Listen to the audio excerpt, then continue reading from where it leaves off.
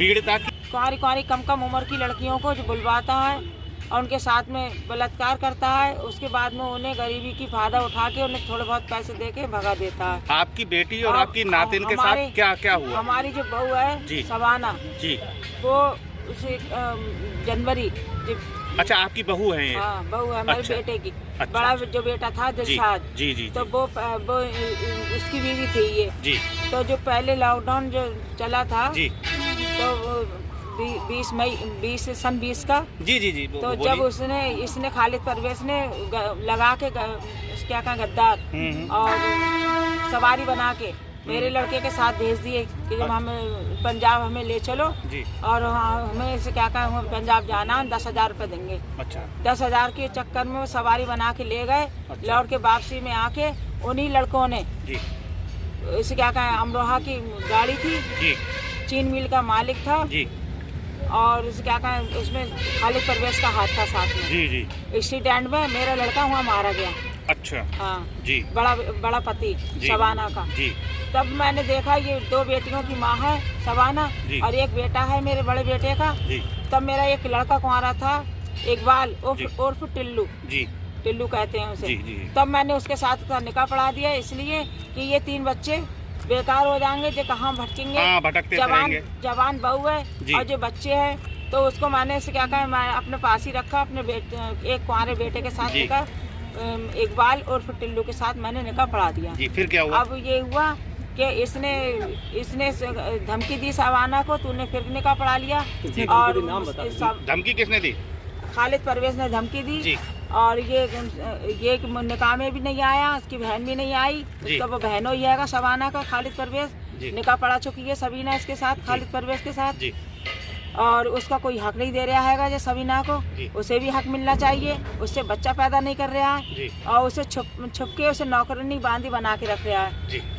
आपकी बहू के साथ और अब मेरी बहू के साथ में ये हुआ कि जनवरी के महीने में यहाँ से उसकी बहन बुला के ले गई थी मेहमानी के तौर पे।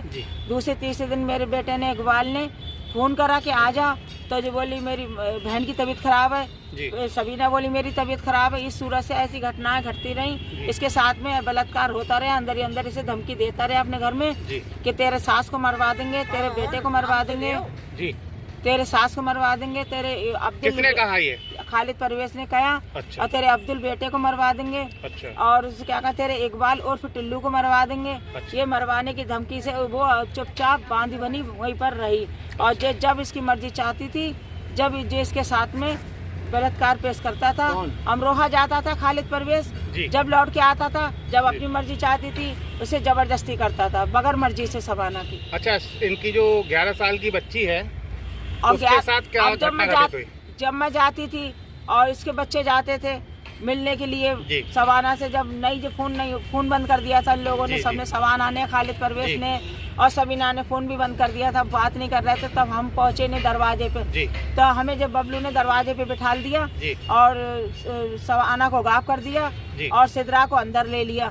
सिद्रा इनकी जो बेटी है? हाँ सिद्रा से क्या चल तेरी माँ हैगी ला तेरी माँ से मिलवा।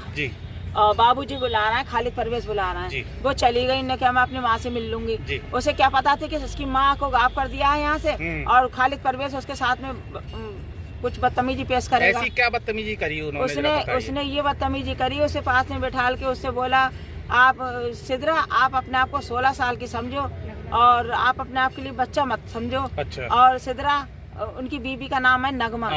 तो वो नगमा जो बीवी है उसका नाम लेके बोले कि आप अपने आप को नगमा समझो। अच्छा। हाँ सिद्रा आप अपने आप को नगमा समझो। क्या हुआ?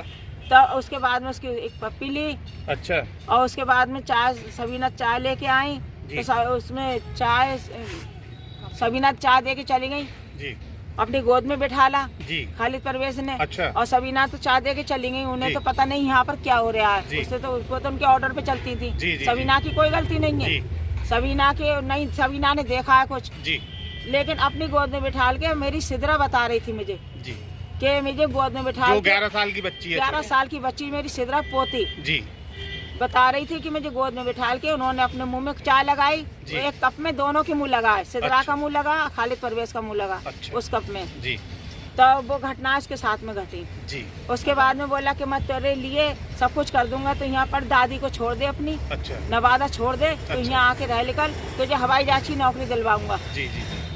और तू और सवाना बहू मेरी बता रही थी कि मैं मुझसे जो बोला खालिद परवेज कि तू अपनी बेटी के साथ में मेरा ऐसा कुछ करा दे। और मतलब गलत चीज, हाँ गलत इस्तेमाल करवा दे मुझे सिद्रा से जी। तो ऐसा है कि तो तू मेरी अच्छी बनी रहेगी जी। सवाना। तो वो उसके बाद में वो बात को पीछे बहुत रोई, सवाना रोई बहुत। उसी तारीख से उसने अपने दिल में जो ठान लिया था किसी सूरत से भी मुझे अपने घर जाना है, तो अब आप मुझे शासन अपने घर जाना है। फिर मेरी सिद्रा मेरे पास आती है दरवाजे पे, वो एकदम उसके आँख जरा सा मुंह था उसका। वो मैंने पूछा उससे, माँ मिली तुझे? बोली नहीं माँ नहीं मिली मुझे, और माँ नहीं मिली मुझे। और इसे क्या कहा, माँ को मेरी छुपा दिया और मेरे साथ में ये घटनाएं करी उन्होंने। और मैं आपसे जो पूछना चाह रहा हूँ, आपके खिलाफ उन्होंने कोई रिपोर्ट भी करी है क्या? पुलिस भी आई है? हाँ, पुलिस ये आई है कि जैसे कि जब सवाना की लड़की सुम्बुल जो बीमार पड़ी, अल्फरिया अस्पताल है जिसमें मैं लेके भर्ती करा मैंने उसके लिए बहुत नाजुक हाल था, तो उसमें मैंने भर्ती कर दिया 1 रात और 1 दिन। तब इससे क्या कहा, सवाना को सुनवाई पड़ा कि इसे क्या कहा मेरी बच्ची बीमार रहेगी। और कुछ उसके साथ में जो सिद्रा की घटना इसके दिमाग में गूंज रही थी सवाना के, और कुछ इसकी सिद्रा सुम्बुल की उम्र कितनी होगी? 11 साल। क्या घटना घटी थी आपके साथ, क्या छेड़खानी हुई, जरा खुल के बताइए। मैं अपनी अम्मी से मिलने गई थी वहाँ, तो मुझे कहाँ मिलने गई थी आप? खालिद परवेज। जी, फिर क्या हुआ? फिर मुझे अंदर बुलाया, मेरे बबलू जोर से को मुझे बुला के ले गया अंदर। अच्छा। हाँ जी बेटा, फिर क्या हुआ? फिर मुझे मेरी अम्मी को